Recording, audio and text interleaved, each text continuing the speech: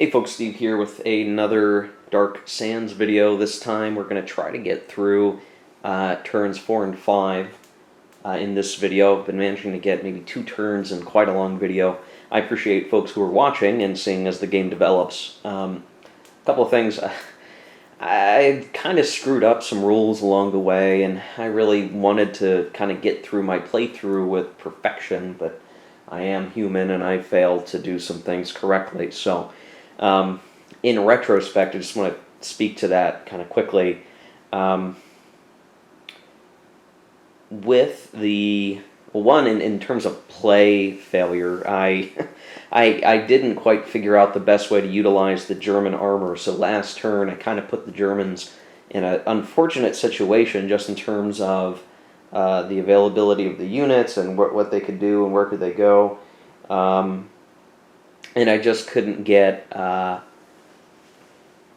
mind made up. And so the last couple of activation chits, I sort of just tossed and said, well, I guess I passed, because it isn't clear to me what's a good move. I've sort of put myself in a very tough, stalemated position, at least until all the chits are back and we maybe get some replacements to replace those tanks. So I got a little frustrated, but what I ended up doing is I went back, I looked at the activation chits that were used, and based on those last activation chits, what I made sure to do so that I at least did something with those activation markers was I put some, let's see if I can show you, I put some fortified boxes down where units would have been eligible to do so with a move.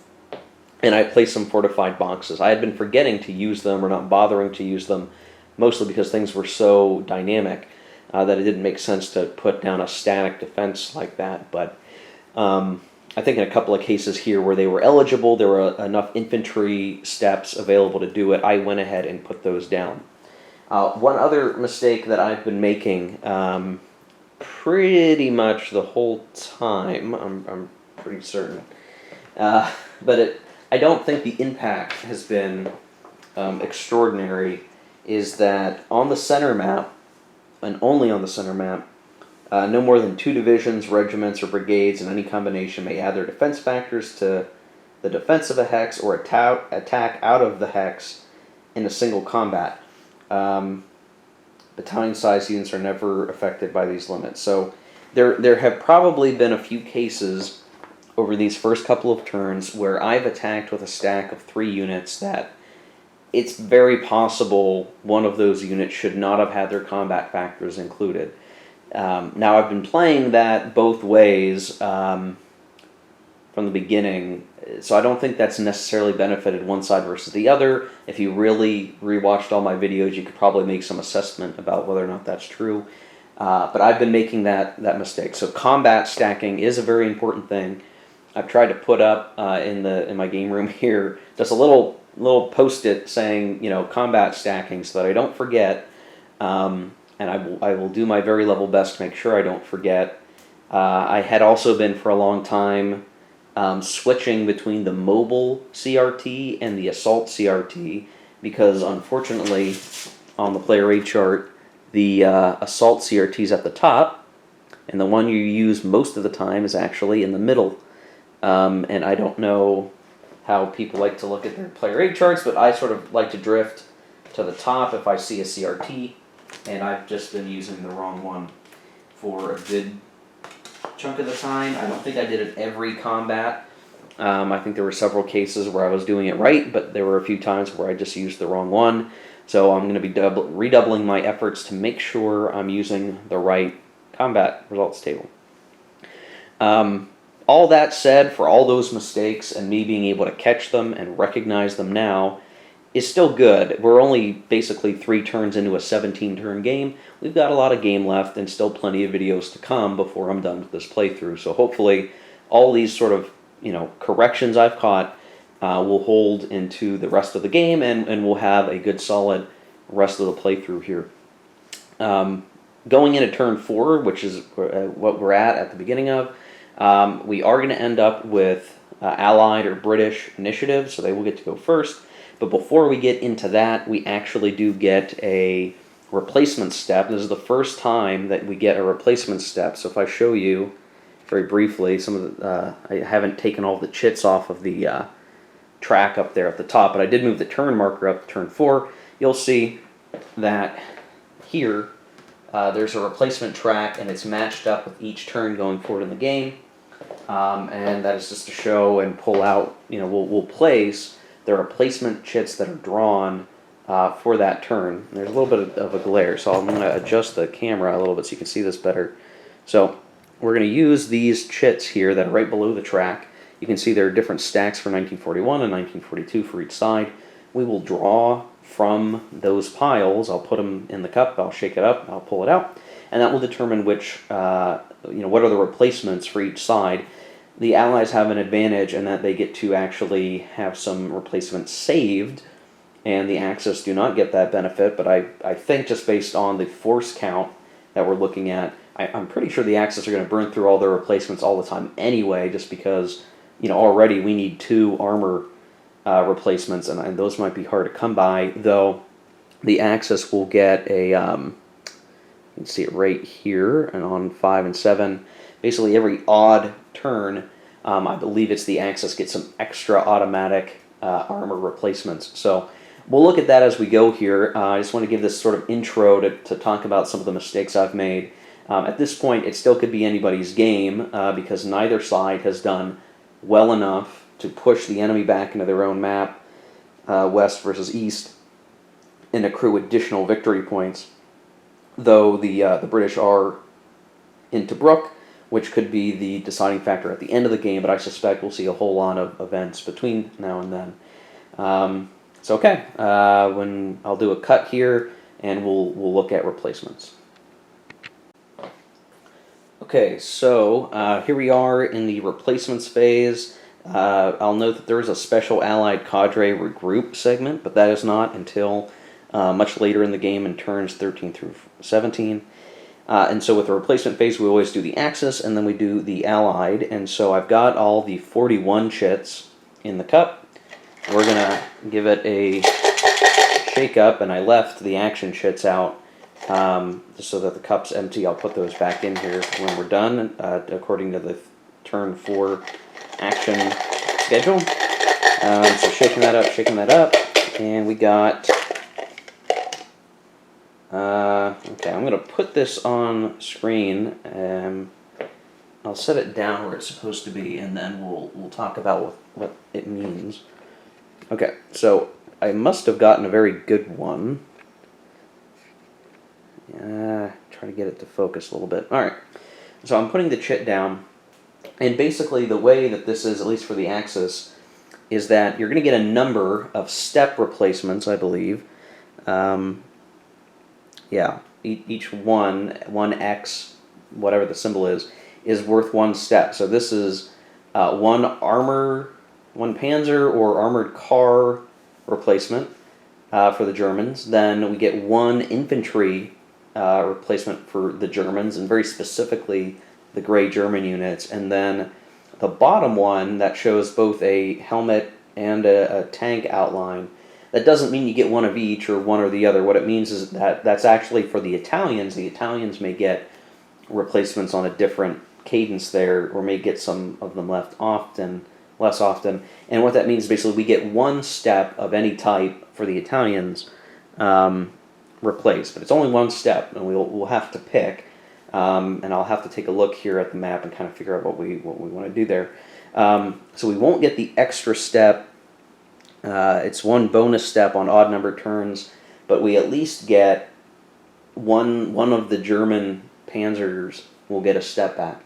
If we can keep our armor from getting, the German panzers from taking any more step losses, then next turn we'll get at least that free one, and we'll have recovered our stupid losses from my last turn. So there you go. So I'm going to just very quickly, if we were to look over at our units, and I'm sure that was super helpful for you to see the change of the camera. Okay, so very clearly I'm going to take one of my, doesn't really matter which, I'm going to take one of the tanks, and I will flip it up. It is in supply, so there's no problem there. And there's really not that many German units on the board, but we do have an injured MG unit, which I believe is considered infantry, and we'll get the other replacement. So just getting topped off a little bit, no big deal. Those were the two German replacements, and then for the Italians, I suspect I'm going to want to pick something that is reduced, and gosh, I guess they only have one reduced unit that's on the map right now, so there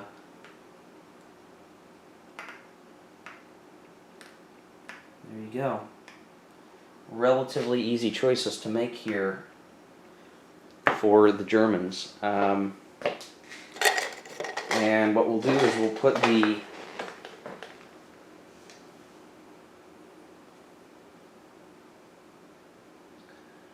chits back out of the cup, and we will grab the Allied stack for 1941, because we're going to do the Allies now.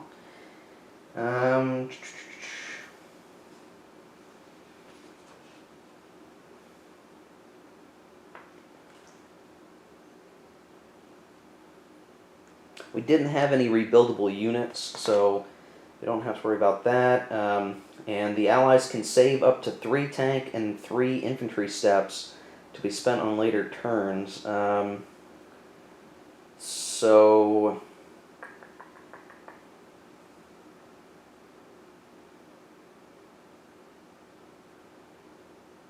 Yeah, interesting. There are some additional special replacement chits, but they can't be used until 1942. I'll cover those down the road. So we'll just throw the Allied chits in the cup, give it a good shake up, and we will pull out the chit. And it was, oh, interesting. Well, this is, let me make sure this is a 1941 chit. It is. Well, that was really unlucky for the Allies, because I'll show you with the camera. They pulled their Tiger Club replacement chit. And it might have been, there's probably a better time to have drawn it, I would have to imagine. So, sorry, it probably make you feel sick. You can see it's 3 armor tank, 3 tank replacements. And the Tiger Club replacements are special in that eliminated units replaced entirely through the Tiger Club replacement chit do not enter disrupted. So, yeah, that, not a big deal. Makes me wonder if maybe did I rebuild a unit and I made it not disrupted? I don't know. Anyway, I won't worry about that now. Always something to worry about. So that with 3 tank replacements, if I look across the board here,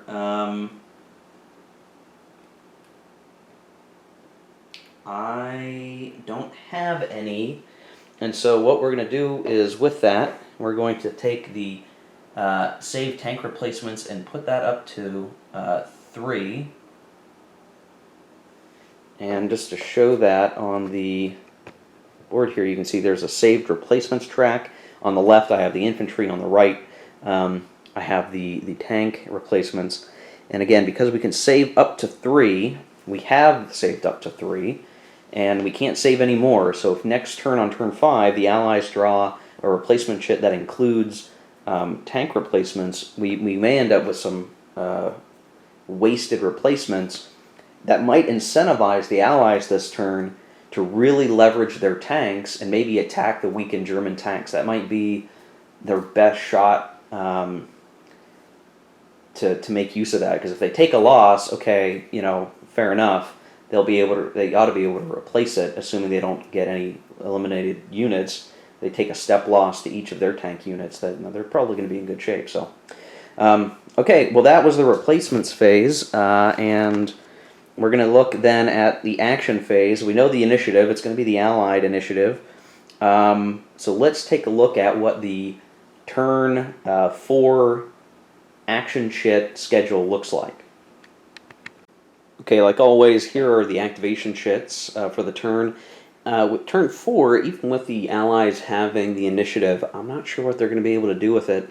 As always, we got the 2 logistics chits, and for the Allies, they get their reinforcements, so they do get a decent number of reinforcements.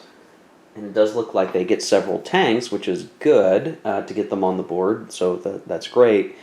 But they only get a singular combat chit, and then they have 3, basically crappy chits. And obviously they're going to have to use one of those as their second combat of the turn. So 2 half moves, a crappy combat, and a full combat is all the Allies have. And this is actually really important that they're half moves, because I probably would have been hoping that the Allies could use some full movement and try to come around and maybe even try to encircle the Germans maybe with their weakened tanks susceptible to the full power tanks of the Allies, but they may not have enough movement to really get really great combat, so it might be middling success here. And by comparison, it looks like the Axis is much better off. They have a couple of crappy chits, no big deal. Maybe they'll do a move and a crappy combat with those 2. They have their own reinforcements, and they actually get a decent number as well, though they'll probably start farther away. And then we have our Rommel special chit for interrupting, and we've got the Africa Corps and the 21st Corps. So I, in terms of balance right now, I would probably give it to the Axis on this one, just because that Rommel chit could be very powerful, and the Allies really needed a full move, I think, to make the best use of the current operational situation. So that's what we've got. We will start off the turn here in just a moment. I need to think as the Allies what their first chit's going to be. And I think it's going to just end up having to be one of the half moves, but I'll ponder that and we'll be back. Okay, so I think the Allies are going to use their chit for a half move. And they're going to try to get into a position so that if the next move chit of theirs comes up, they can try to make use of it. It's just not a really great situation. So we're just going to do some very minor movements. So half, 1, 2, just to help screen. I think we'll keep this guy here.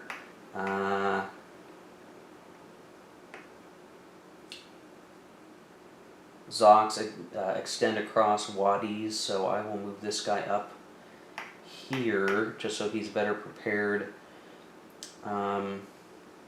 Actually, I probably could go 1, 2. I can't get across. So I'll move here, and then these tanks, I will move them up. There's 2 tank units here. I will move them up to be able to attack these if we are lucky enough to get a combat chit to come up. And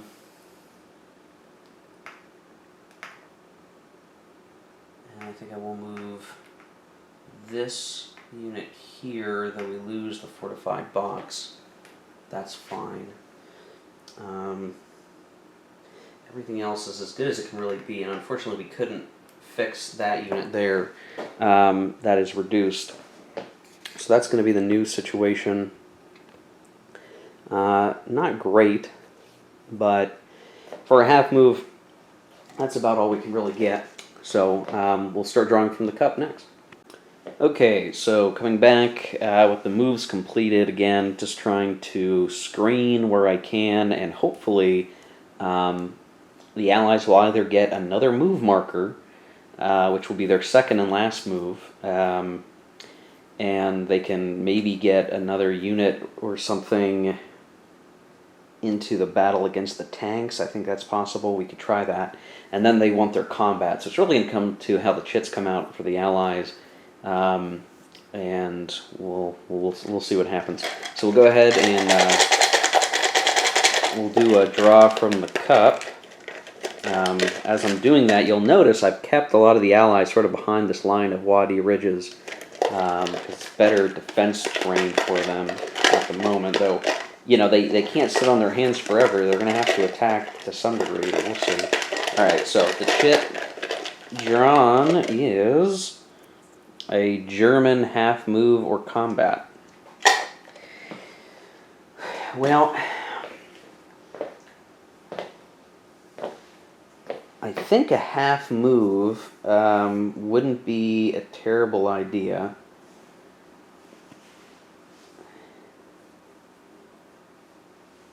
I don't think it'd be a terrible idea.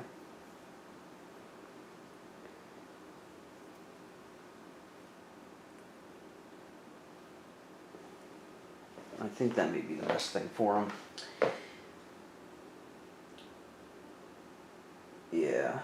Yeah, that's probably the right move. So we'll do a half move with the axis, and I think what we definitely want to try to do is get some of these guys into the stack to help offset losses for those tags for sure, and then.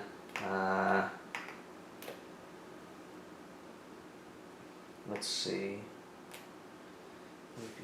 Before.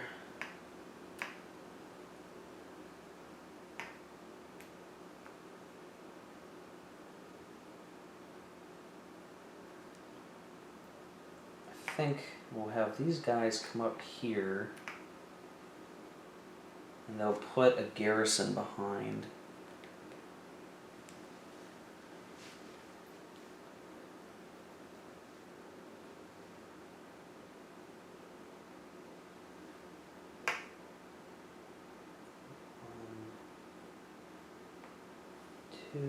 We'll just do some minor movement here.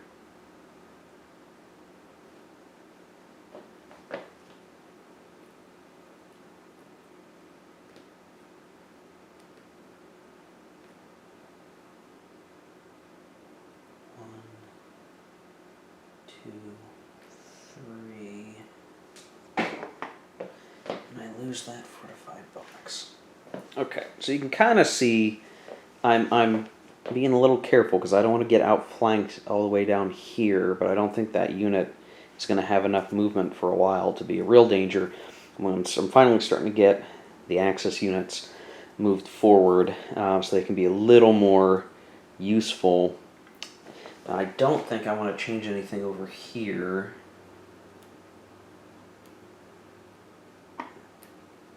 Other than, at this point, I've got some stacking that is too much stacking for combat stacking, but, well, I don't know. I'm not sure what else to do about that. I'll eventually look to spread out some of these units so it's a little bit easier for them, but I think that'll work. And the eventual idea here is to send that Italian stack through this ridge line to back up the Italians there. Those guys will hold, those guys will hold. We'll just kind of hold there, and we'll see if we can't, try to get a siege of Tobruk happening, because what we'd like to probably do is start the Tobruk bypass road if we can, and just get that into a siege situation. But yeah, so we'll see. Okay, I'm going to pull the next chip. And that next chip is 21st HQ Corps for the Italians. So I will ponder what we'll do, and we'll come back. Okay, we're back, and I know what I'm going to do with the Italian HQ activation chit, the Italian HQ 21st Corps activation chit. First, I want to address a couple of quick things. I had remembered as I was taking a break here that someone had commented that the room seemed a bit dark, and while that may have been a display issue for their computer or whatever, I don't know. There is sort of a dead space of light in my game room. I have lights on each of the two parallel walls, but the light tends to not be as bright right in the middle of the room, which happens to be where a lot of the gameplay is. So I did have a standing lamp that I had bought just for that purpose, and I remembered to turn it on, so it is a little bit brighter here. The glare is right off camera, so I'll try to keep that out of the camera view so you guys don't get blinded by that. But hopefully that's a little bit easier to see. Couple of things. that had come out from my last video that kind of feed into our decision making here with the 21st Battalion Corps is that I had 2 questions basically that I went on a Board Game Geek to ask. One of those was basically a question of, is this hex here, this one here, is it a coastal hex because there's just a smidgen of blue? And according to Ted Racier, who answered the question, it is a coastal hex. So that bare smidgen of blue is enough to make it a coastal hex, which makes attacking that particular hex very difficult because the Allies can lend their naval support to the combat. Now, the other question I had was a clarification around the 21st Corps chit, because what the chit actually says, or what the action chit description says for it, is that it allows any 2 Italian formations in range to move and attack. So, just to show, the HQ is here, and it's got a range of 2 hexes, which puts basically just this set of units selectable to be activated. I would have loved to have activated this division formation, because all 3 units here in this stack are apparently of the same division. I could have activated all of them. The question online that I had was, well, by Italian formation, what do you mean? Do you mean a divisional formation? And it seemed to be that, yeah, that's kind of what was meant. So when it says 2 Italian formations, a formation could mean a single individual unit, a 1 unit division, like some of these units. I'm not sure if you're going to be able to see that with the focus being a pain in the butt, but it is a 2x unit. You can see at the top of the NATO symbol, that means it's a division. You could activate 1 unit like that, or you activate units that are of the same division, so a multi-unit division. And unfortunately, it seems like there aren't that many multi-unit Italian divisions, and there are plenty of single-unit divisions. And so, in effect, what that really means for us around Tobruk with this activation shit is that any 2 Italian formations, basically, for us in this case, is really just going to mean 2 units. Just 2 units are going to get to move and attack. They're not going to move anywhere because they're about as far up as they can go. So it's not as good as it could be. But what the chit also allows us to do is allows all other Italian units to move 1 hex if permitted by the terrain chart or perform extended movement. Well, we don't want to do any extended movement. We're about as far as we want to go. But that moving 1 hex actually allows us to drop down fortified boxes if we want to in places that we can. Now, unfortunately, I think I've already sort of fortified boxed up as much as I can. But I think we've got several yet that we could still use. As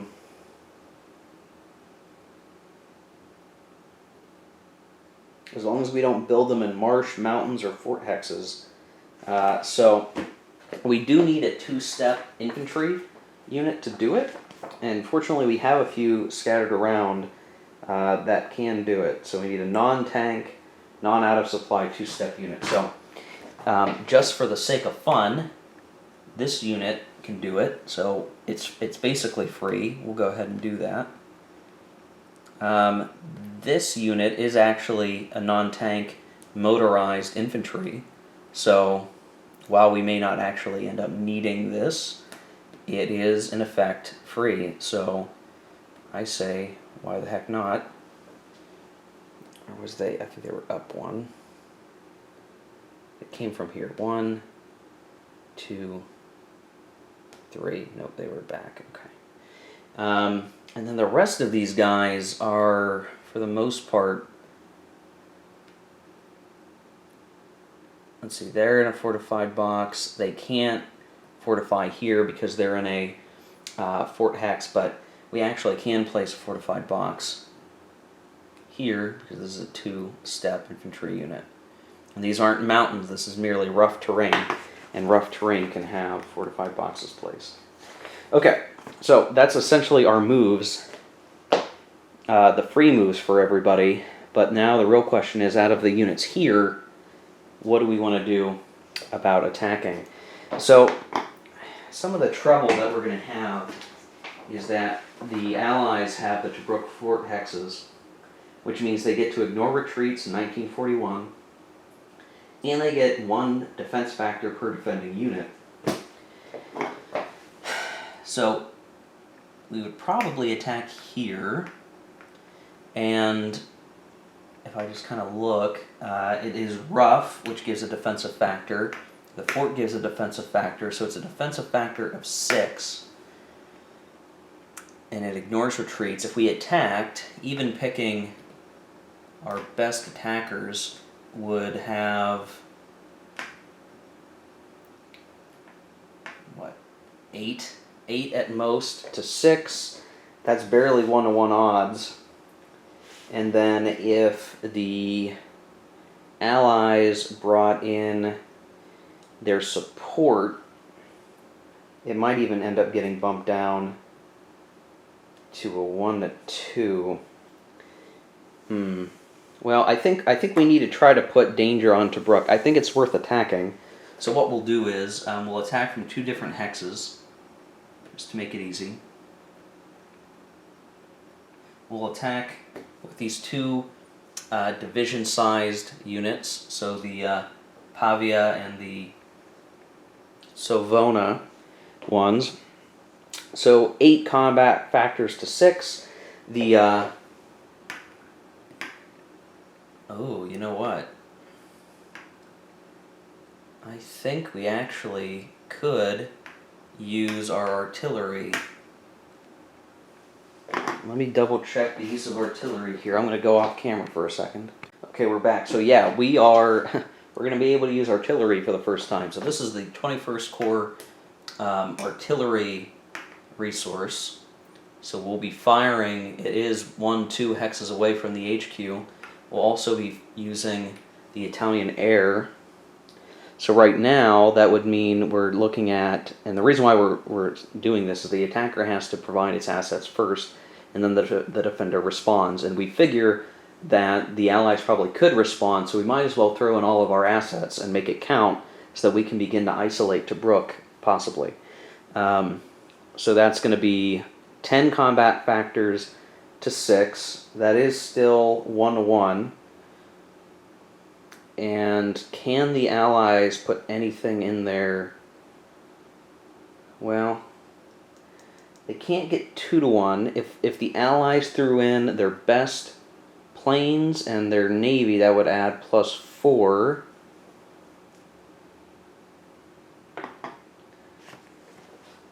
Can they add multiple planes? I guess that's the real question. If they can, they could make it 1-to-2 odds.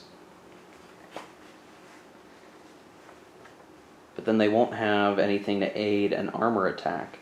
So yeah, it's kind of a tough decision to make, and it's hard to do as a solo decision.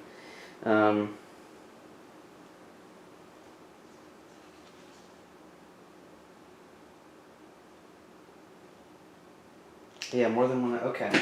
Okay, so I think the Allies, they don't want to lose a Tobruk hex, especially so early. So what they'll do is they're going to put everything into defending this.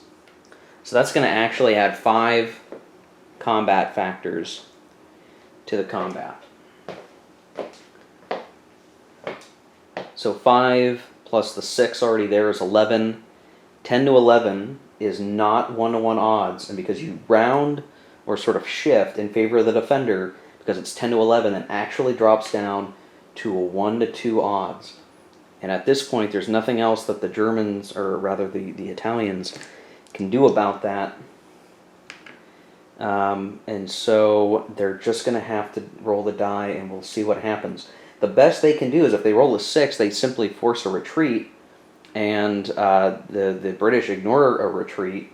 But if they roll a BL, then they're going to force a step loss. I'm not sure that's actually even very good, but the point was to try to hurt the Allies a little bit and cause some pain. So that was the whole point. Maybe it was worth it. We'll roll the die and see. I rolled a 2, so probably not. A 2 is an AL1. Attacker loses 1 step, and that's it. So we have to lose a step. We'll lose it from up here because we're overstacked. And that's too bad. So a lot of resources were used for that particular combat. I probably didn't even need, I should have just maybe taken a 1-1. The only problem is that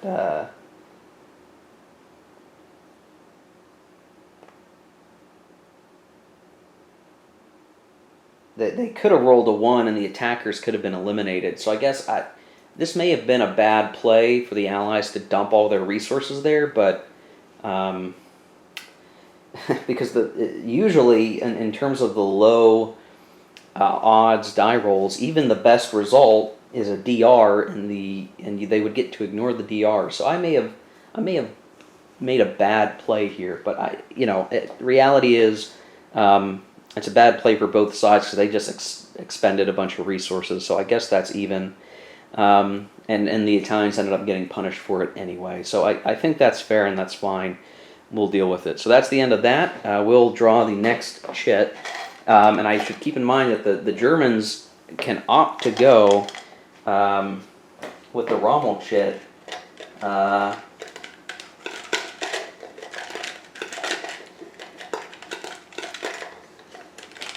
But it's going to be a limited help here. So we'll just see what comes out of the cup. And we get a British reinforcements. So I'm going to have to take us off recording so I can clip the counters and work on getting them out of the board, but we'll be back when that is done. Okay, just to show where the British reinforcements came in at, it was basically 5 returning units that had been pulled off the board previous turn, and 1 new unit.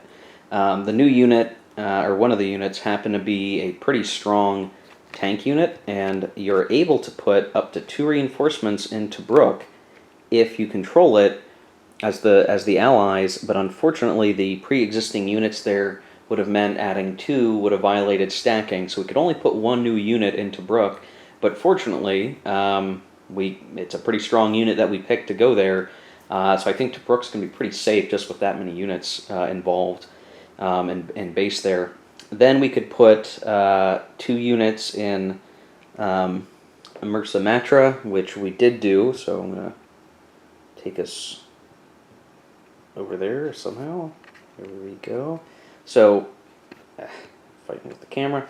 2 units, they are also tank units. I got them as close as I could get. And then there are 3 brigades, which I guess I'll just show right here.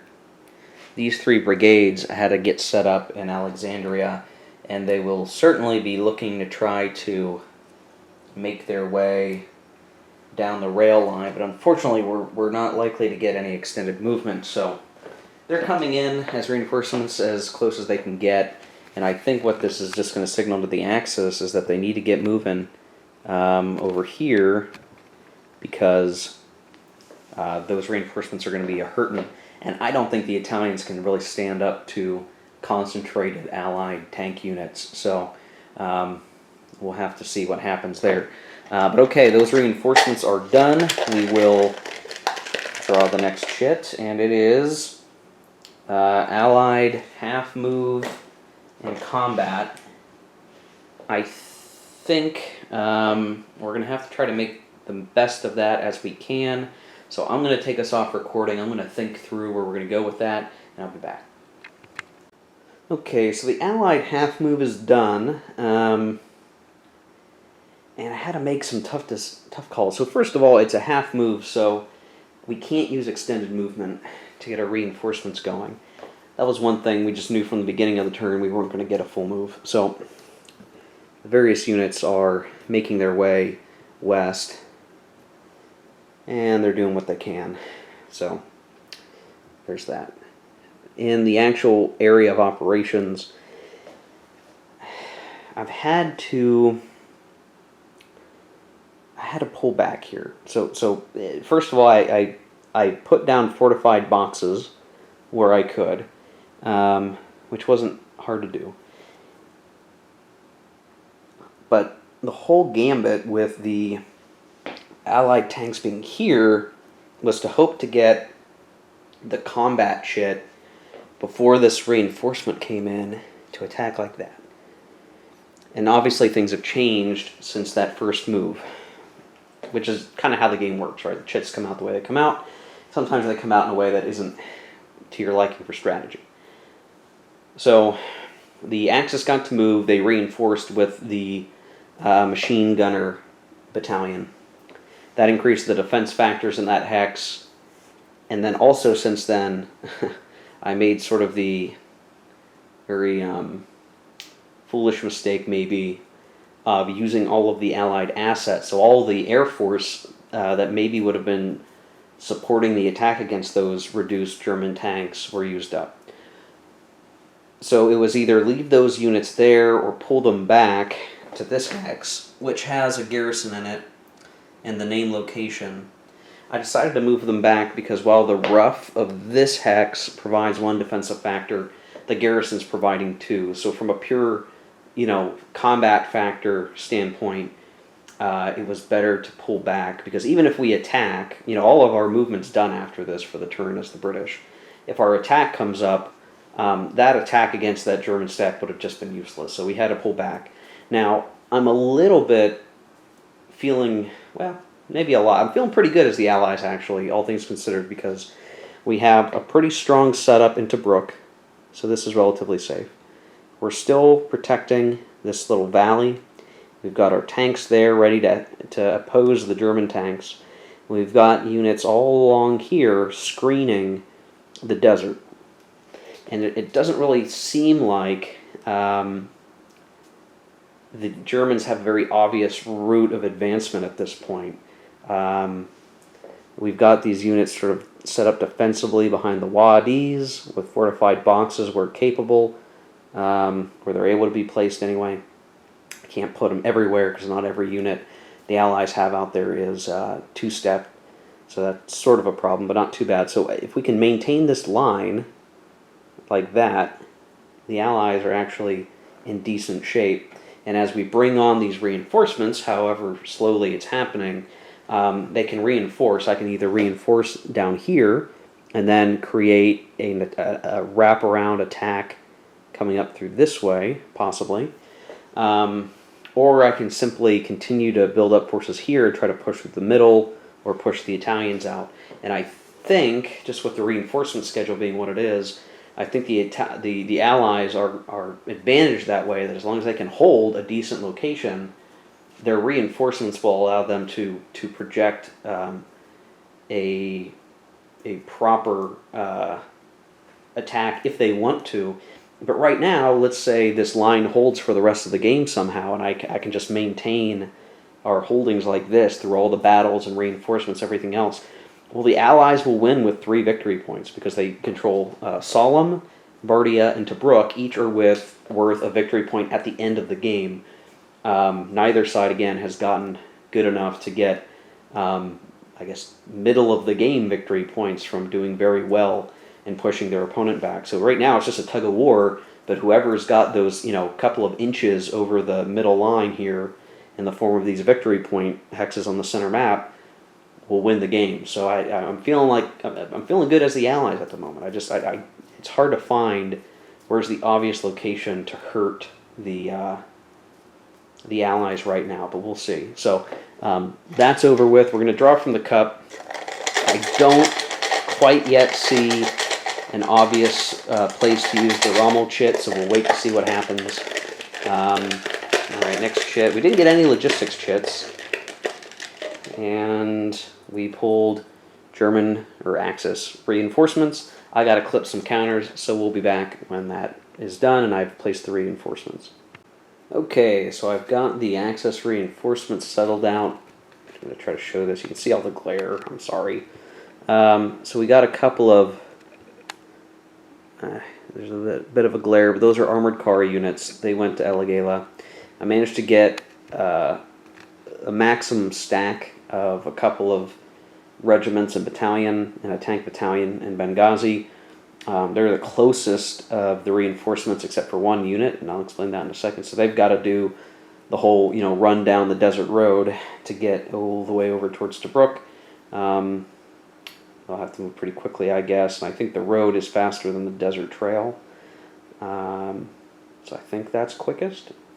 And then one of the things that you can do is, assuming your HQ is on the board, or one of your HQs, either the Panzer Army HQ or the Africa Corps HQ, which is in this hex, you can actually place one unit, and I did do that. So in addition to, well, I guess I should just show what's in this hex. The HQ, which has its own stacking, then the 2 tank units that were there before, and then this tank unit, which was a reinforcement that I could place because the HQ was in supply, and then the machine gunner that was there. And in terms of stacking, again, the HQ is sort of free stacking, and then all of those units there are all battalion-sized units, so you can have four battalions. So again, HQ is free, then tank battalion, tank battalion, tank battalion, and a machine gunner battalion. So all that is legal stacking. This hex is now pretty potent.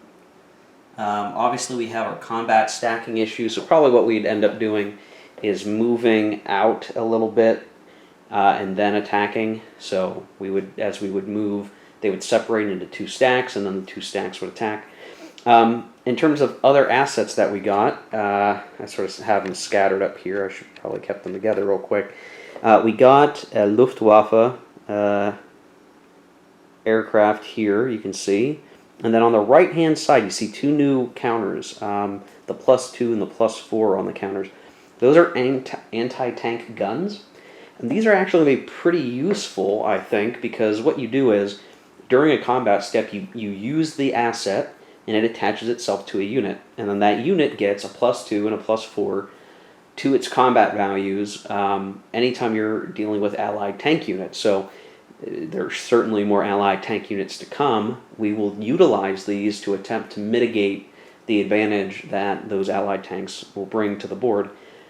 The way it'll basically work is, if the unit that it is attached to is destroyed, then the asset returns to the available assets used until the next turn. And if that unit remains out of, it manages to not die in a turn, I believe it's at the end of the turn that the markers then go to the available assets box. So yeah, we can, sort of move them around, but once they're attached to a unit, they're going to stay there for the turn once they're in. So you could kind of see, for our nice stack that we were talking about, our big added together tank stack, throw in a couple of anti-tank assets, and all of a sudden that center part of the allied line could be under great danger. But we'll see. So that was the reinforcements. Now would be a time that we might want to think about using the Rommel chit. So before we draw any more chits, because we've still got some logistics chits, the Allies still have their combat, we've got Africa Corps, there's still a lot going on here, and both logistics chits. I think it might be worthwhile to maybe use the Rommel chit here. So what I'm going to take off recording, and I'm going to work through how valuable that would be to do here, and we'll see. Okay, so we're back, and I am deciding to use the Rommel chit. I think now might be a great time to smash the Allied tank stack. So what I've done is I chose to activate this stack, and I moved the 2 units here and 2 units over here. And we're going to conduct combat. I'm pretty sure that's all I can activate, because this is not a Axis initiative turn. The Rommel chit only allows us to activate a non-out-of-supply German divisional formation or any German units in any one hex to move and attack, or attack and move. So those were all in one stack, one hex. They moved, and now they're going to attack. Now, in terms of the defense factors, I'm going to zoom it in a little bit. We have 4 and 4, so 10. And this stack is attacking across a Wadi hex side, which I was trying to figure out, do they get that for just one set of the units attacking across a Wadi? And I couldn't find anything, so I'm going to assume that because some of the attack is coming across the Wadi, or Wadi, whatever, they get the extra defense point. And so altogether, the defense points for the defending stack are 11. The attack is coming 10 and 12, so 22, which becomes 2-to-1 odds. Now, in terms of the Panzer superiority, the anti-tank factors, or the tank versus anti-tank factors, equate each other 5-to-5, and so there is no additional die roll modifiers for the tanks, and the only thing here being we will get the Panzer resilience so that we can have that machine gunner unit take a loss instead of the tanks if there are losses to be taken here. So it is a 2-to-1 combat. If I were to add all of the assets that I am capable of providing here, which would mean a +1 for Air Force and both anti-tank units, it would only provide a +5 to the combat, which would not be enough for another odds column shift. So I think we're simply going to roll a 2-to-1 attack, and we don't have any die roll modifiers, so the best that we can get is going to be a DR star, which would take one step away and force the enemy to retreat. If we roll poorly, it could mean that we each lose some steps. So this could go very well, it might not go very great, but I simply cannot get any more forces into this combat for it to really make a difference here. So we're going to roll the die, and we're going to see what we get. Hoping for a 6, I guess. That would be really ideal. We only got a 3, so a 3 is a BL1. Both attacker and defender lose 1 step. Okay, so we don't get a retreat, unfortunately. And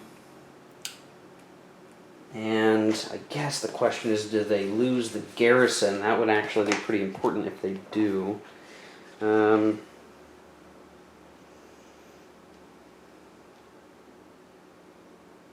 Always takes losses last in combat.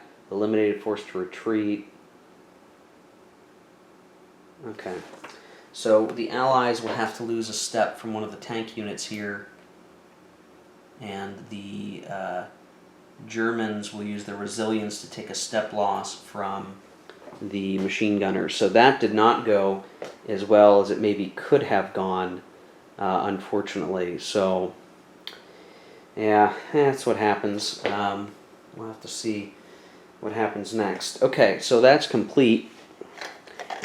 We'll go ahead and draw the next action shit, which is the Allied combat. So I'm gonna take some time and think through if there are any decent combats for the Allies to take here. I'll be back. Okay, I'm looking, and I just don't see any combats that are worthwhile. The one that we could try would be here to here. It would be 1-to-1 odds as is, so 7 attack factors versus 7 defense factors. But the Allies could throw in the German air and thus force that to be a 1-to-2, in which case it would just be kind of really bad odds for the Allies. So I think the Allies just need to ditch the attack. They're not going to gain anything here, but they're not losing anything yet either. Things are working out for them, so I think they just need to hold steady. We'll draw the next chit. I think the danger was that had the Germans been able to knock out that stack and maybe force it to retreat or did damage to it, they could come in and then with a movement cut some of these units down here out of supply and eliminate them, because both logistic chits are coming up. All right, next chit is a half move or combat. Be a crappy combat at that. Now, if we did a move, it would be our last move. But a combat might not be bad either. So, well, if we attacked here again, it would be 9 and 12. 9 and 12. 21 against 6. 8.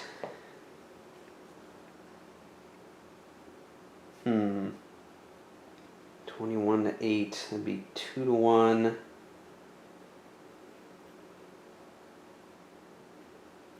I can't get any other forces into that combat. It'd be a -1. So yeah.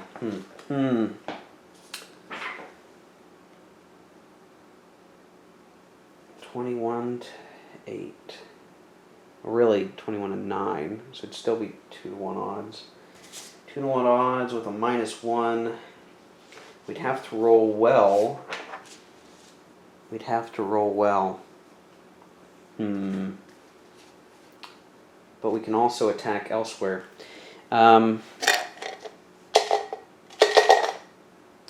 I think we need to try to attack. I think we do. So I'm going to set up the attacks here, and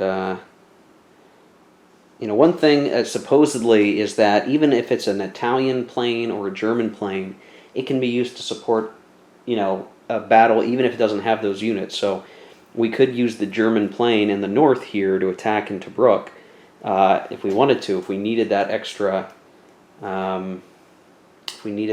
combat factor. So, yeah, it's kind of a tough call. I'll be back. We'll see what happens. Okay, so I just put some attack tokens down for the first time, just to kind of show where we're going. So really, they're just repeat attacks of what we tried previously. What sucks is that we're going to have that -1 die roll modifier, but I think if we're able to actually succeed in these combats and advance, when the next couple of chits come up, if we can get the Africa Corps chit to come up, that might be very useful, and we could still make some great gains as the Axis here. So we need to try to do it. So we'll resolve the one in the south here first, and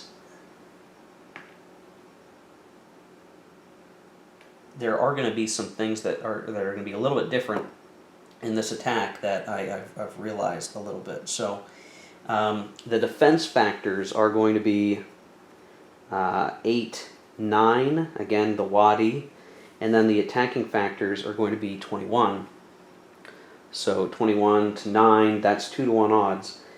Then in terms of the tank factors, you need to understand whether or not there's going to be any panzer superiority. So each allied tank step is 1 AT factor, so only 1, 2, 3 for units, and then a 4th one for the Wadi compared to the 1, 2, 3, 4, 5 panzer tank factors. So that's 5 to 4. The panzers apply 1 DRM for every panzer step more than the defending anti-tank factors, up to a maximum of +1. And so when we look at that, the -1 for the combat die roll is negated by the +1. So this is a 2 to 1 odds die roll, and we can't get the odds up any higher at the moment. So 2 to 1 odds, but a flat die roll instead of a -1 on the mobile CRT. So we'll do the die roll. Again, here we'd like a DR star, so a 6 would be great. I got a 5. So 5 is a defender retreats, and what really is going to matter is where the Allies retreat to that best covers their situation. Well, firstly, they lose the garrison. That is gone. And now they are going to have to retreat. Well, they can't enter any prohibited terrain. That's easy. They can't go straight down. That is a Zoc. They could go up here, actually, if they wanted to, because, well, back here, due to the trail, and that might be a good choice.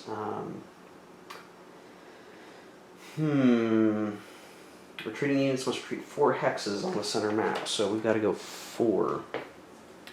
Go 1, 2, 3, 4. Go 1, 2, 3, 4. I think go 1, 2, 3, 4. maybe like so, straight back. Go straight back, then that should be okay. And then we'll advance with these units here. We'll leave these units here for now.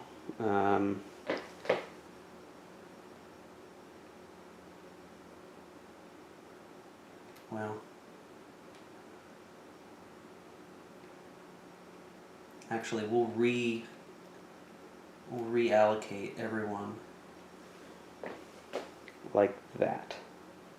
And the locking zocks of the top stack and the stack down here should keep the HQ safe against that lone unit. So that was pretty useful. That was pretty good.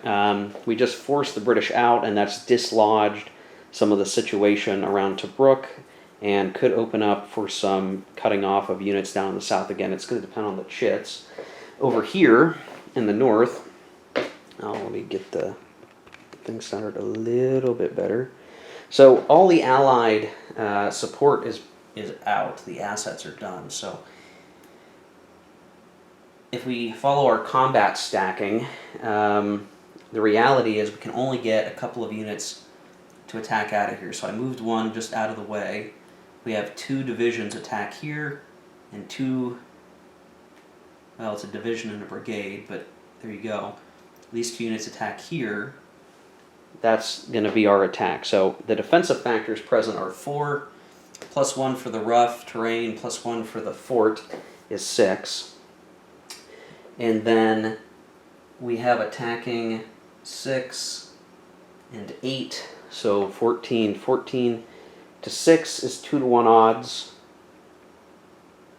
We can't get enough factors in there to make a difference. The anti-tank counters won't help us here because we're not fighting tanks, we're fighting a motorized brigade. And so I think we just need to roll the die. Now it will have a -1 of the die roll due to the chit that we're using, but I think that will be fine. We'll just take whatever we get here. So 2-to-1 odds -1. The DRs won't matter, so what we really want to do is just try to inflict casualties. So we actually want to roll a 2 or a 3, or well, a 3 or a 4 with the negative. So here we go. We rolled a 3, -1 to 2. So that is a BL1. Both attacker and defender lose 1 step. So this unit loses a step. Not enough to remove the unit. And we will lose a step here, I guess. Oh, we've got to lose the tank step first. There you go. Yeah, might not have been so good if we end up losing that unit. We can't replace it, unfortunately. So maybe that didn't go as well as it could, but we need to start hitting the Allies and making it hurt. So that combat's over. We'll draw, and the Axis really wants the Africa Corps chit to come out. I think we're only down to a handful of chits left. And it is a British half move or combat. Well, all their movements done, so they get a combat. The question is, can they actually do anything with it? They could try to attack here, so that would be 3, 4 against. Yeah, that's not going to work. Yeah.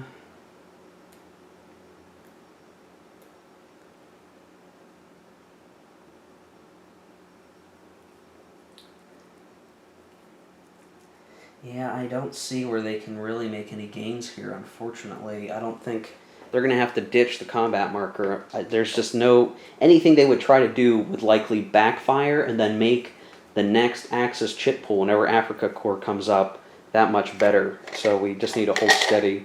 So now it just comes down to the order that we draw these last couple of chits. Could go very well for the Axis. We will pull... What we want to do is pull the Africa Corps chit before at least one of these logistics. And we got one of the logistics. Okay. looking at the map board, every unit is in supply. So, not a problem. So we will simply place the logistics chit up, and now again we're going to draw. The Axis needs the Africa chit to come out. It needs it to come out. And they get it. So we got the Africa core chit. What can we do with the Africa core chit?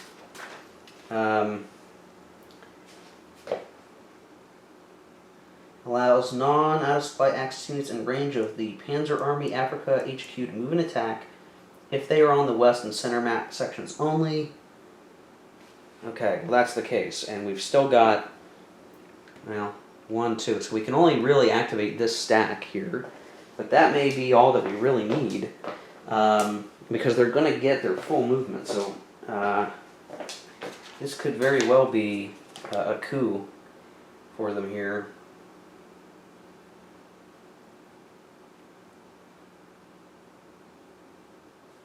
Allows all non-out supply. Oh, I was reading the wrong. Okay. Africa Corps.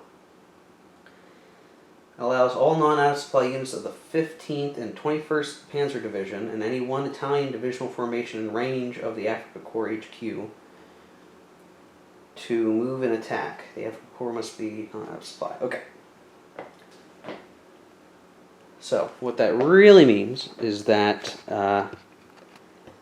we're going to be able to move one unit or formation over here and some of the tank units here.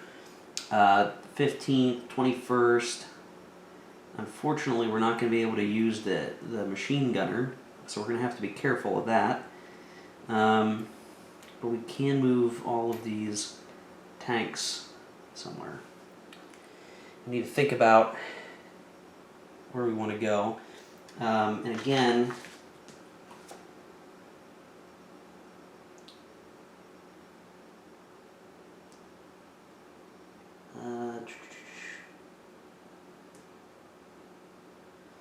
Africa Corps.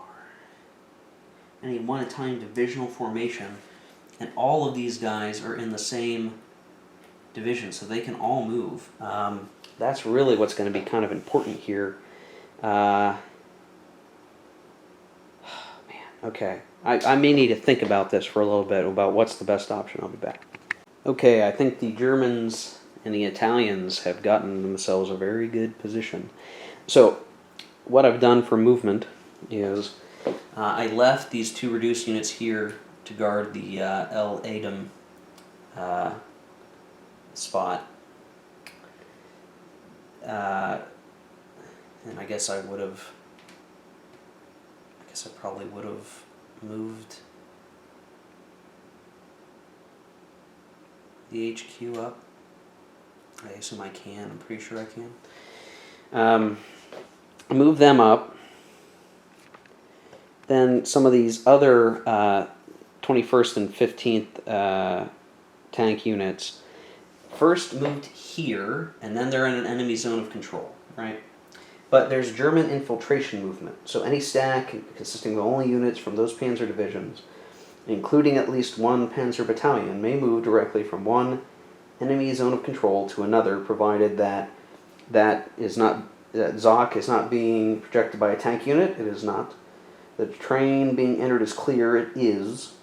And all units moving together, yes, and they can afford the additional movement cost of 4 movement points, and they can. And then they end their movement afterwards. And of course, well, I guess, yeah. And so they're going to be in supply here, presumably, as long as they can do what they intend to do. So what they're going to end up trying to do is these units are going to attack here. They're ideally going to knock that unit out. They're going to advance. This unit will then be isolated and be unable to trace supply with logistics. Similarly, I took the Italian divisional formation that was up here. We lose the fortified box. And they came down, trail, and then moved here. And they had the movement to do so. That also isolates this unit. and they won't even need to attack. They simply have to wait for the logistics phase to occur, and they'll get knocked out. So assuming the one attack that we need to succeed succeeds, we will eliminate a unit and then remove 2 more units due to supply, and have basically cut off Tobruk, except for the fact that the units into Tobruk will get port supply, and they can still get units navally transported there and reinforced there, but it will be under threat pretty severely. So I think this turned out pretty well, and then the only thing that the Axis are going to have to really worry about is just making sure that down in the south, down here, they don't get outflanked. So they're going to try to get as much done as they can here before the end of the turn, and before the rest of those Allied reinforcements come in. So the only combat we're going to have is here, and we have this reduced unit that has 2 defense factors, plus 1 for the rough and another 1 for the fort. So that's going to be 4 defensive factors. It's being attacked by 16 defensive factors. So that's 4-to-1 odds. And there's Panzer superiority, so they're going to get +2 from that, basically. And then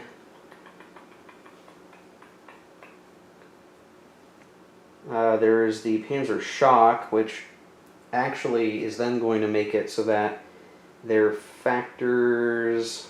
Oh wait, that's only if there are no AT factors present. Okay, never mind. So their factors aren't going to be doubled, but that's still 4-to-1 odds. 4-to-1 odds. If they take a loss, which is possible, they'll have to take it from the tank. But I am pretty certain that this is going to go off well. We could add 1 combat factor. Wouldn't really make any sort of difference. So I think that's what we're going to do. We didn't want to take another... We could have brought in another unit, but it was just going to be an issue of stacking, and we need to protect that town. So, yeah, so 4-to-1 odds with a +2. It's almost guaranteed that we're going to eliminate that unit. So we rolled, and we got a 7. Yeah, a defender eliminated. So this unit is put in the rebuildable units. We can then... I guess it makes sense to advance. Well, I'll advance 1 unit. It might not really matter. Yeah, it's fine. I'll advance both, I guess. Well,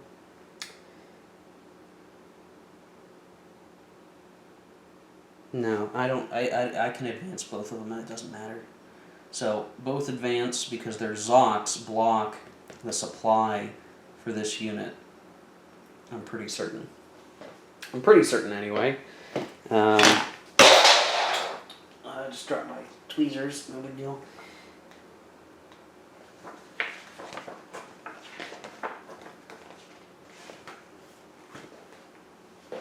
Alright, I'm pretty certain, because the overland segment has to be traced without Zocs. Uncontested enemy zone of control. That's the case for both of the units that we wanted to put out of supply. And so we're going to draw the only chit left. That is the logistics chit. Put that on our track. And what do we have here? Calculate line of supply. Well, I can tell you that these units are out of supply. All the rest are fine. We could mark it with a out of supply marker, but I don't think we're going to need to, because now we just go right into the attrition phase. And so let's see. Yeah, so they're going to be eliminated. So this unit is eliminated, and the fortified box is taken off the board. This unit is also eliminated, and this is taken off the board. Okay, well, that definitely puts a damper on the Allies' situation for sure. Um, for sure. Victory check segment, nothing to check there. We're going to check the rail advance marker. So since we're going on to the center map, that will be important. So we roll, and we rolled a 1, so it does not advance at all. That's a bummer for the Allies. Let's see.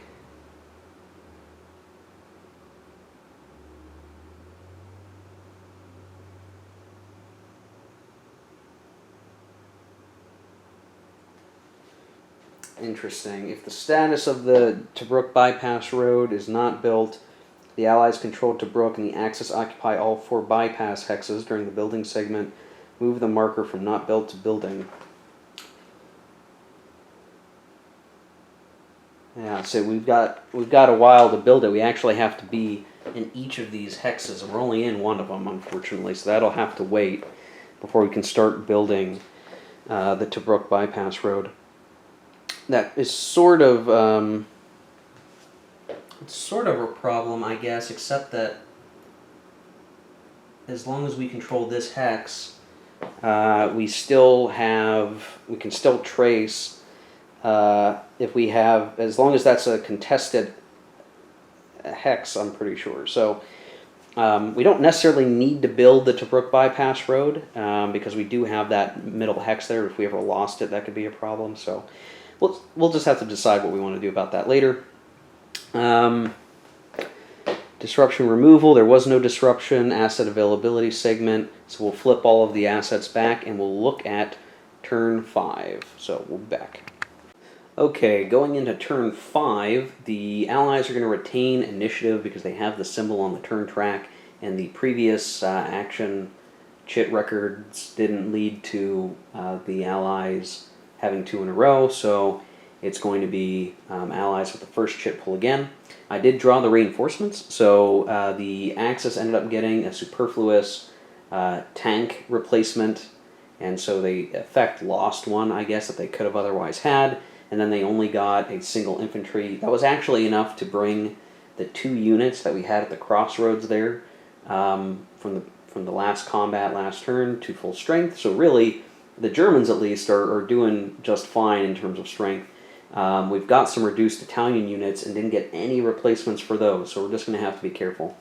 The Allies, they've got all that tank replacements, and I thought, well, gee whiz, I'll spend some of the 3 that we have, but the 2 tank units that we have out there as part of the 2nd Tank Division have non-replaceable dots, so they can't actually be replaced. Only the tank units that are still down the desert road coming up for reinforcements can be replaced by those points, so unfortunately we can't do much to help that front-line tank unit. We did get a infantry replacement, 2 in fact, and so what we did was we upped one of the units into Tobruk itself to full strength just to kind of help protect and hold that spot, and then we built one of the destroyed units, one that, looking ahead on the reinforcement track, isn't going to be withdrawn. That was sort of an important thing, like, okay, let's rebuild these units, but by the time they get to the front lines, they're just going to be withdrawn again. If you look up at, where are we at here? Over here, and during turn 6, we would actually, next turn, we'd actually lose 2 of the units that we just started rebuilding. So it was pointless, but I was able to build a unit and unfortunately rebuilt Allied units. I can only do 1 step for now. Have to come in at a supply point and enter disrupted, so he's back there not being terribly useful. Otherwise, I think the operational situation is beneficial to the Axis. I was feeling good as the Allies, but it just the congregated force of German tanks has just been useful enough to break open some critical lines, which I guess is how this game's supposed to go. So that's cool. That's fun. And now we'll look at the turn 5. Whoop. turn 5 action chits. So, not quite the dramatic difference as last turn, but in many ways I still see this as Axis benefiting. So we have the 2 logistic chicks as usual. Each side gets reinforcements. The reinforcements for the Allies are much more meaty than what the Axis will get. So this will just be the pile-on for the Allies, at least that they have that advantage. They're going to get 1 full move, 1 combat, and then 2 crappy. And just knowing that we want to do 2 moves and 2 combats, the 2 crappy ones will probably be used 1 each to supplement the full move and the full combat. You don't get a choice for these guys, unfortunately.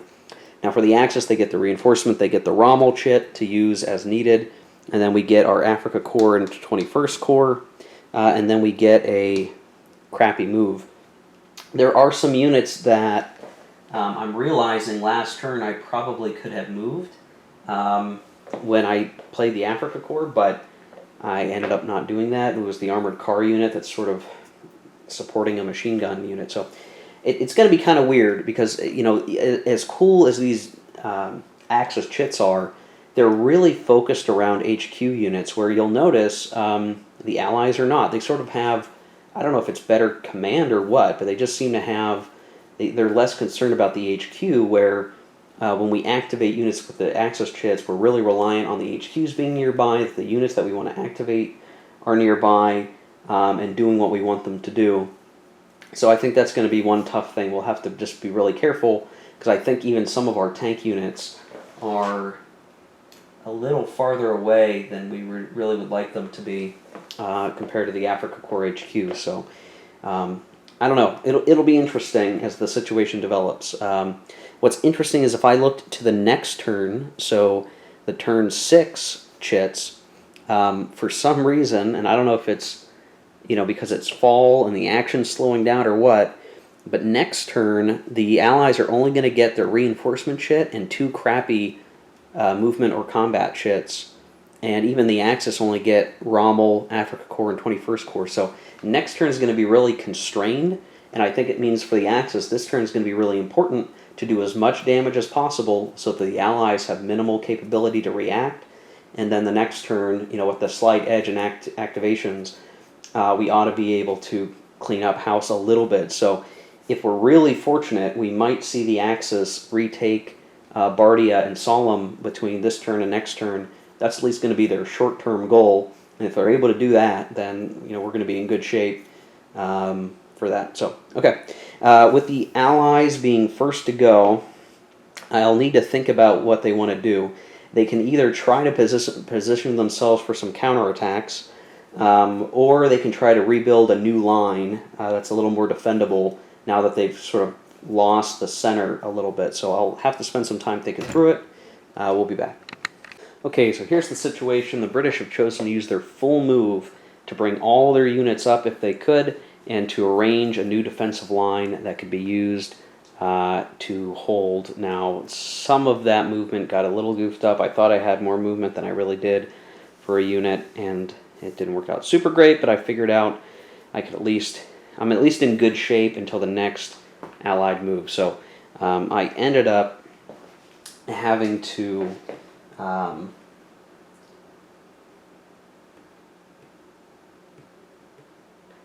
moving some units. I did do an extended move, and that caused a few units to become disrupted over here. Others were able to move without being disrupted. They succeeded on their die rolls, so we were able to get them moved up, and I've sort of arranged it that I've got some units here to hold that, and then spaced along here to help block the desert roads, and we still got a garrison sitting out here at the moment. Now, the only challenge right now is that yeah,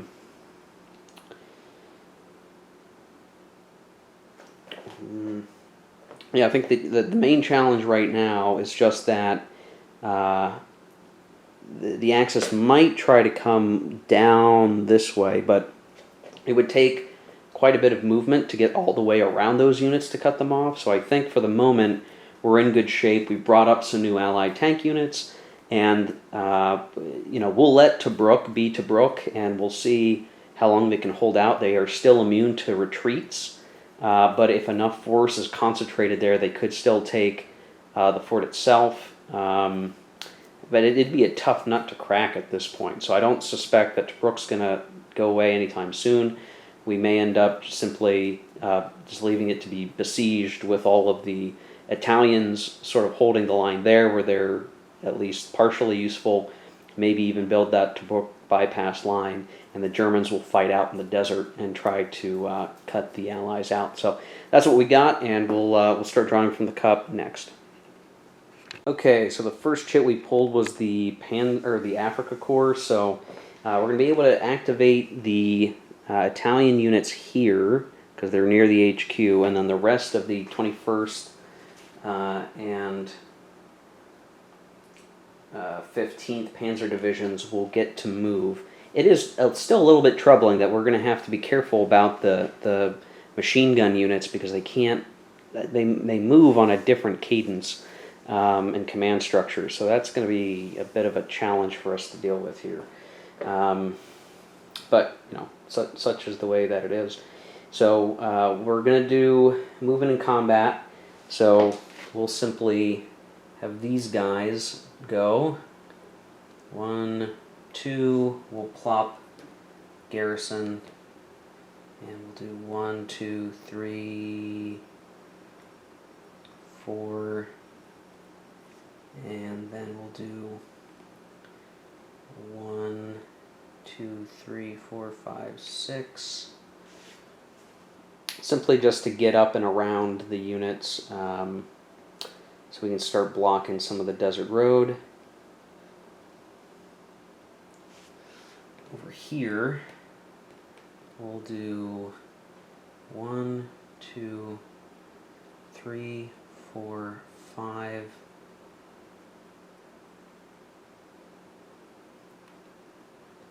Maybe move up there to guard that.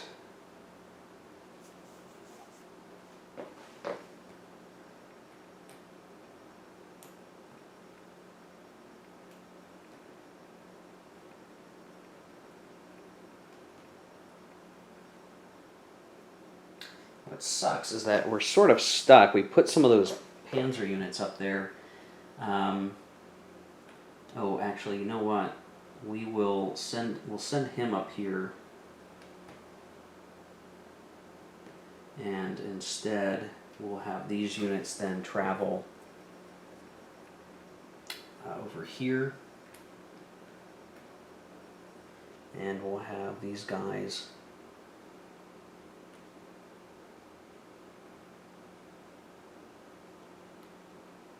here.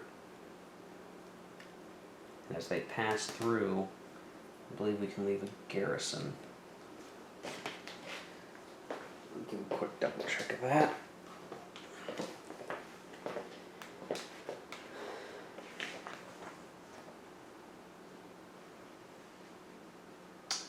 Only infantry units can form a garrison. Okay. Well, we were at least able to place this one. We can't place this one. That back. What we really need to try to do is get some of these forces moved up around Tobruk. These guys could try to attack out. They'd attack at 12 to 4. That'd be 3-to-1 odds. Yeah, boy, that's really dangerous. Yeah, this is tough. We'll do that. Leave that guy there. Leave that guy here. He would have had enough movement to get up here. Okay. All right, so I think that will work. I want to make sure that we don't get cut off.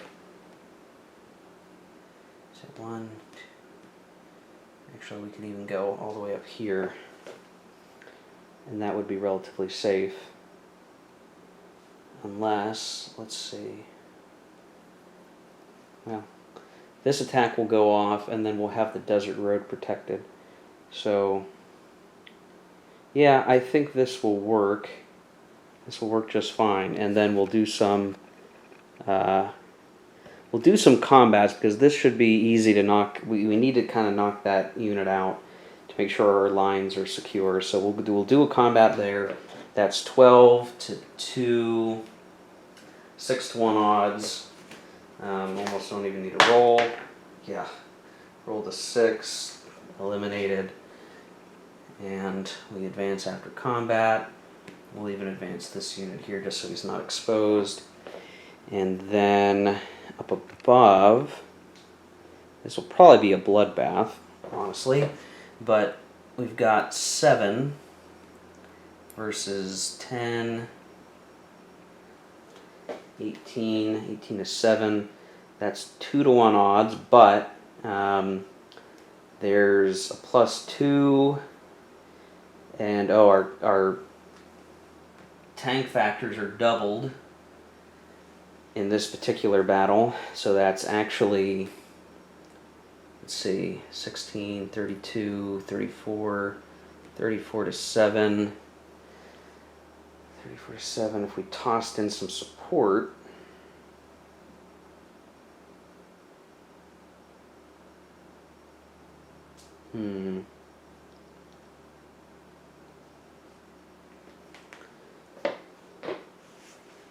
yeah, we'll try to do that. So we'll make that 35 to 7, which is 5 to 1 odds, but of course, then we're going to make it, we throw this in to make it 8. So 35 to 8 is not quite. That's only 4 to 1 instead of 5 to 1, so they'll do that. Alright, so 4 to 1 odds.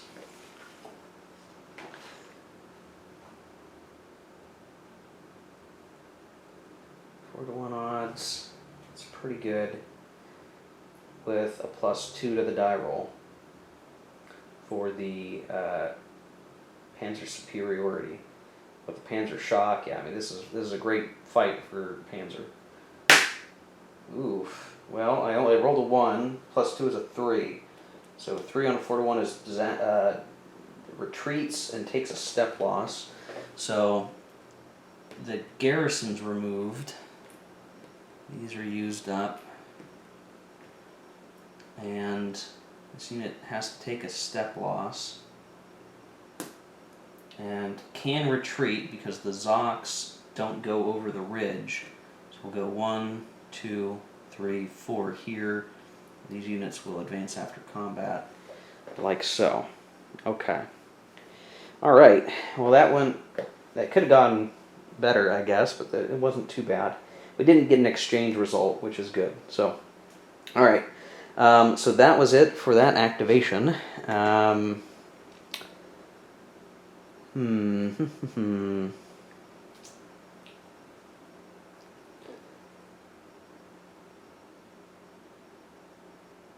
We got to be careful. If we move too far up here, they could get outflanked. We don't want that to happen.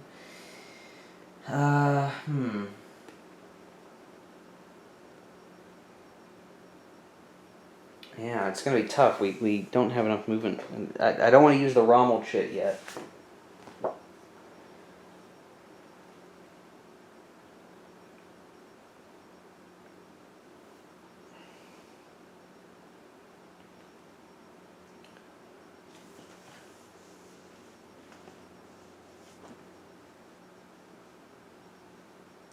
Yeah, gotta be careful. We gotta be careful. Okay, so we'll just go ahead and draw the next chit. No big deal. We'll see what we get. And we get the 21st Battalion Corps.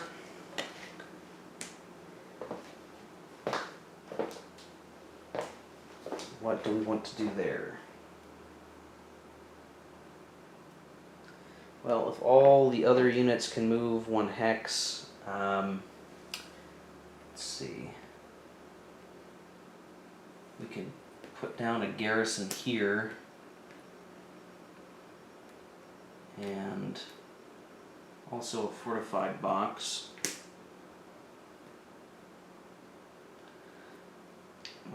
This unit can move 1. We'll get rid of that. And I should probably zoom out. Well, you can kind of see it. Move these units like so. Well, we'll leave this unit behind, I guess. And this unit will move like so. This unit will move like so. And all that should be legal moves. And then really the question is, what do we want to do with Tobruk, I guess? That's really the only attack option. Now our problem is that we've got 7, 13 combat factors. That'd be attacking 15, and the Allies still have their best Air Force and best Navy, and yeah, it wouldn't be good. They still ignore retreats, so yeah, I don't think it makes sense to attack Tobruk yet. They're well entrenched. I don't think there's much more we can do at the moment. We'll simply have to stand by and worry about it later.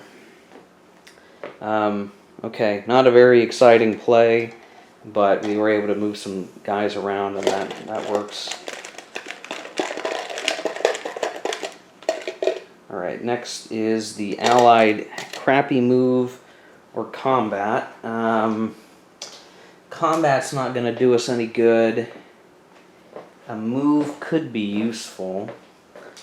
Let's see, we've only got 6 defending, 11 defending. Yeah, I think what we're going to do, we're going to move this guy up. We're going to use it as movement. We'll form these guys up.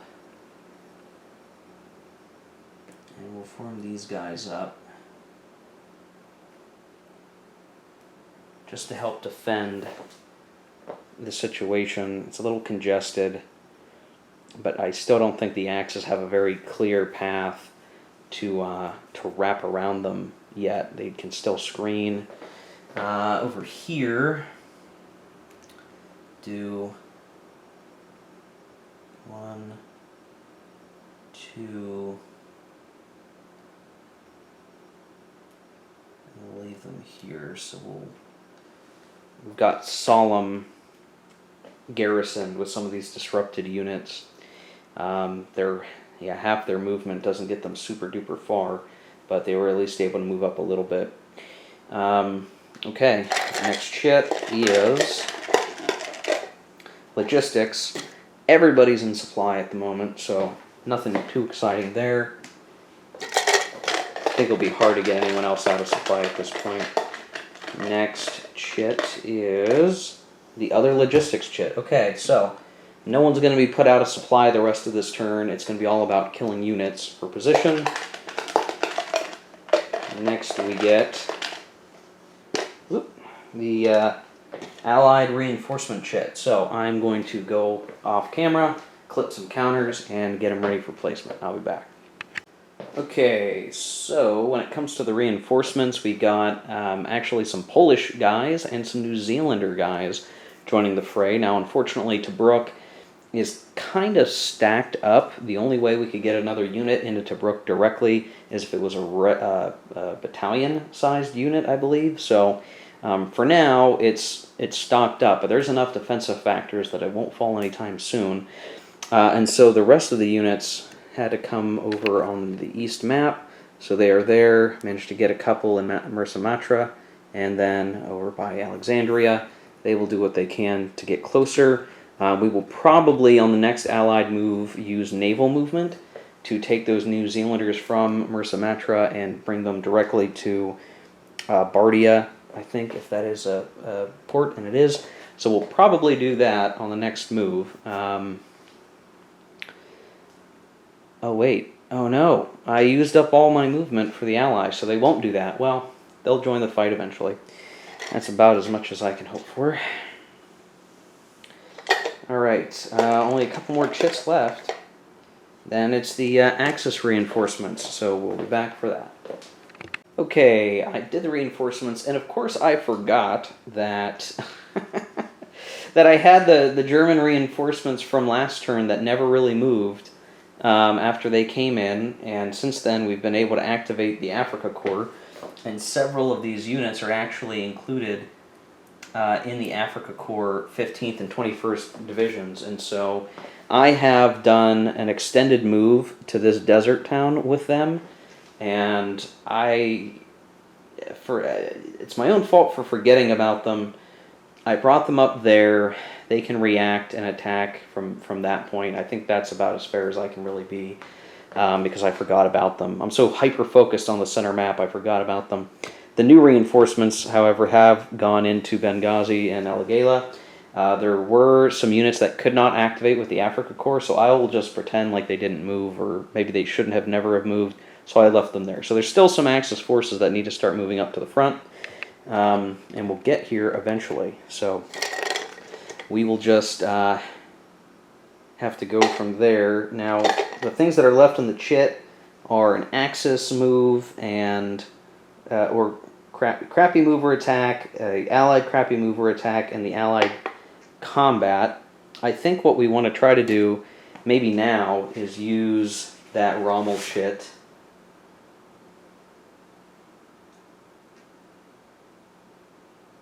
Yeah, I think that's what we'll do. So we'll use the Rommel chit, and we'll use those new units that we brought forward to the front to actually do something valuable. And they just need to pick, where do they want to hit?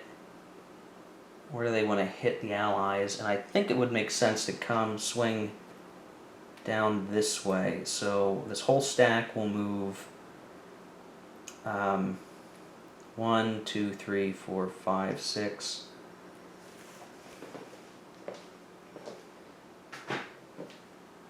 Does it make sense to do anything else? Because these locking Zocs won't make it easy. And maybe we'll do this. Yeah, I think that works. So they move up to here. This will be good because it'll help cover these guys when they next activate. And they will attack these chaps right here. So that's 10, 20 combat factors. That's 1, 2 tank factors to 1, 2 tank factors. So nothing really valuable there. We're not going to get any doubling because there's AT present in the form of enemy tanks. So it's just going to be 20 to 9. That's 2 to 1. 2 to 1. Ooh, we're going to use one of our anti-tank units, or anti-tank support weapons. So that makes it 12 to 9. Or, I'm sorry, 22 to 9. And that makes it 2 to 1 odds, and even if the raft was put in, it would still be 2 to 1 because of that.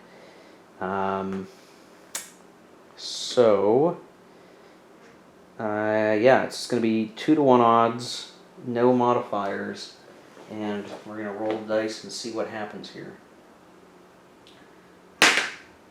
We got a 5. That is a DR result, so they will have to retreat 4 hexes, and I think what they're going to do, 1, 2, 3, they're just going to come into Bardia.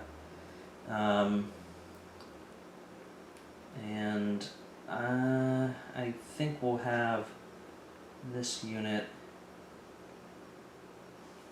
advance after combat, so there is some danger maybe of this unit coming up.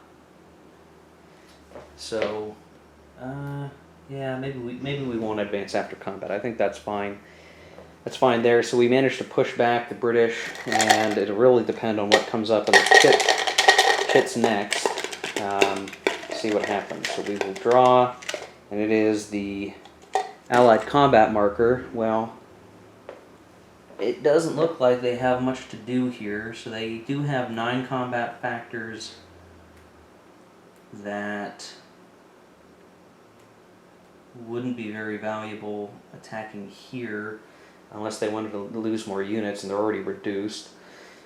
Up in the Tobruk sector, let's see, they could attack with 9 against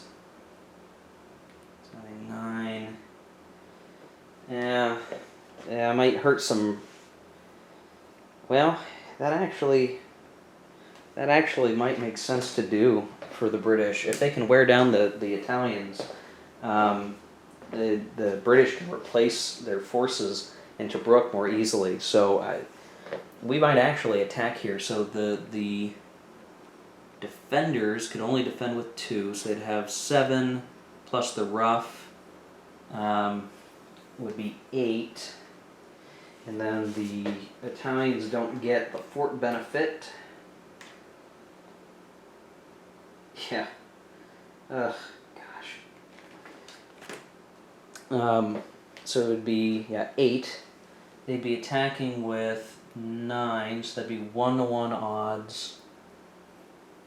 1-to-1 odds. I don't think, even if they piled on all that they could, they can't quite get to 16 factors. So,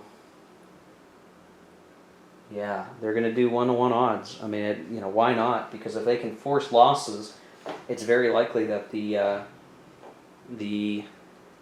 Italians can't replace them. So we'll see. Roll the die. Yeah, we rolled a 1. Okay, so attacker loses a step. And it's going to have to be a tank, unfortunately. But, that's not so bad. We can replace that. We've got replacements waiting in the wings, so no big deal. We tried. That was worthwhile. All right, last 2 chits. And it is the Axis, move or combat. Well,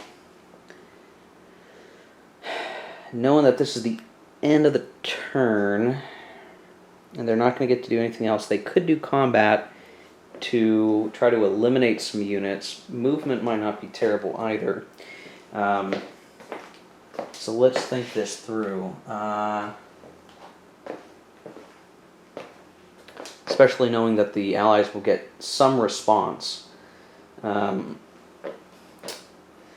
they attacked, they would be defending with 6, 7, 8.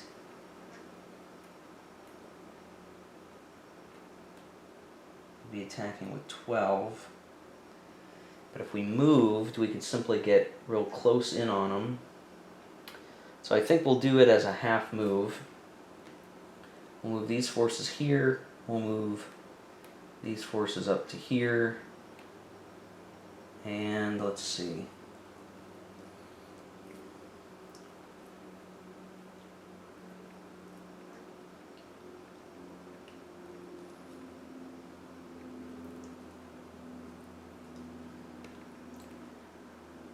One, 2, 3. 1, 2, 3. 1, 2.5.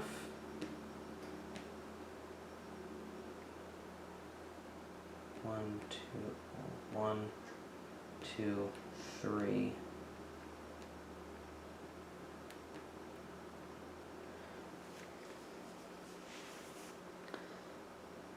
Is that too dangerous, you think? I think it might be too dangerous to do that. Let's hold back.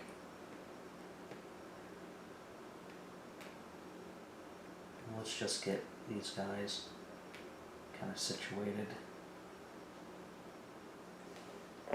we could really try to surround this, but it's a very decent chance that the Allies will go. They're going to get to go first on the next turn, so it just doesn't make sense to push our luck that much. We've got a pretty safe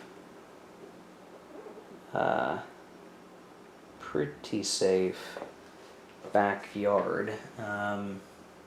Only thing might be, let's see, 1, 2, 3, 6.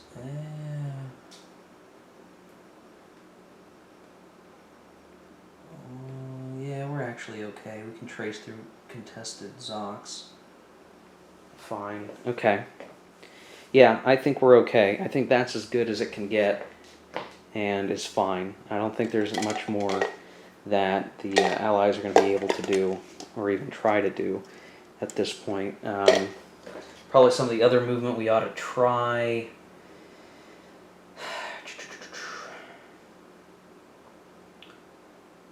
Probably want to move this unit up, and or this unit. So 1, 2, 1.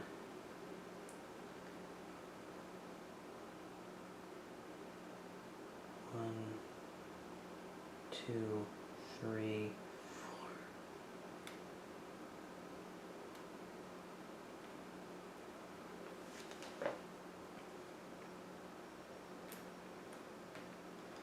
Five, and we would have moved this guy probably to one of these hexes. Probably this one, I guess. Okay, yeah, had to do some shuffling with the half move. Fortunately, the half move around the major roads is pretty easy to navigate, so just make sure I got that covered. Make sure I counted the right number and shift the right unit. So okay, there we go. I think that's as good as we're going to be able to get it, and we get the Allied half move or combat. I think we want to move because we simply don't have enough combats for anything to really work. And we will move the 3 units that we're allowed to move, and we'll put one in Bardia, and we'll put one in Solemn. I'll just go ahead and move out these disruption markers, and that's all I can really do. I'll move this unit up to Masamurtra, and then these units will move 1, 2, 3. Okay, so just some slight movements we got out of the way, trying to bring these units from the west over. This is going to go away in a second, and we'll do 1, 2, 3, well, 2.5 there. And so all the units are coming up as much as they can to the front line to get units into the ports as much as possible.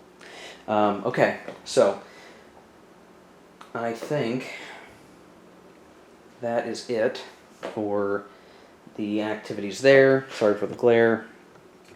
Things are getting dicey here, figuring it out. So, okay, so attrition phase, nothing to worry about here. Nothing for victory. The Allies still retain the important ports that are worth victory points at the end. So I can't say the Allies have really done, or the Axis has done much to deprive them of that. Building segment. Okay, so we want to advance, and I roll a 4, so we're going to move 4 hexes. So 1, 2, 3, 4 is where the railhead is. So we're still not quite at the front lines, but we're getting there, you can see. We still don't have all the hexes of the bypass for Tobruk, so we can't build that, but we don't necessarily need it at the moment. And that is it for turn number 5. So gosh, this is probably going to end up being a long video, turns 4 and 5, but we are done with turns 4 or 5. So next video will probably be turns 6 or 7. We have it should be 6 and 7. We've technically, in terms of history, just completed Operation Sunflower along the timeline here, which I don't know whether or not we've really gotten. I'll have to look at some maps to see if we did as well as the historical Axis did in terms of Operation Sunflower, but we'll see. We're maybe a little less than a third through the game, and it still, I think, is anybody's game at this point, though the Axis have basically now gotten most of their good units on the board for action, so we will look at that as we go. Oh, and I did, of course, obviously, forget to move some of the units that had come in as reinforcements during that move, so very quickly, I'm just going to get this up to, let's see,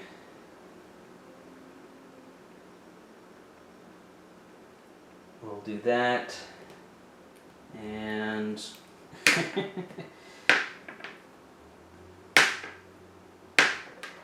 rolling over here for disruption, which doesn't really matter because they will have lost their disruption anyway, but doing extended. Well, they can't do a extended move. Oh, gosh. Okay. All right. Okay, I'm just going to stop the video here. I'm going to get some of these movements that I forgot to do with the Axis reinforcements taken care of. They'll get on the board. Probably still will be on the west map. We'll look at that in the next video. Anyway, thanks for watching. I know these videos are long. If you're watching and enjoying the whole way through, thank you, and we'll keep going through the rest of the campaign. See you later.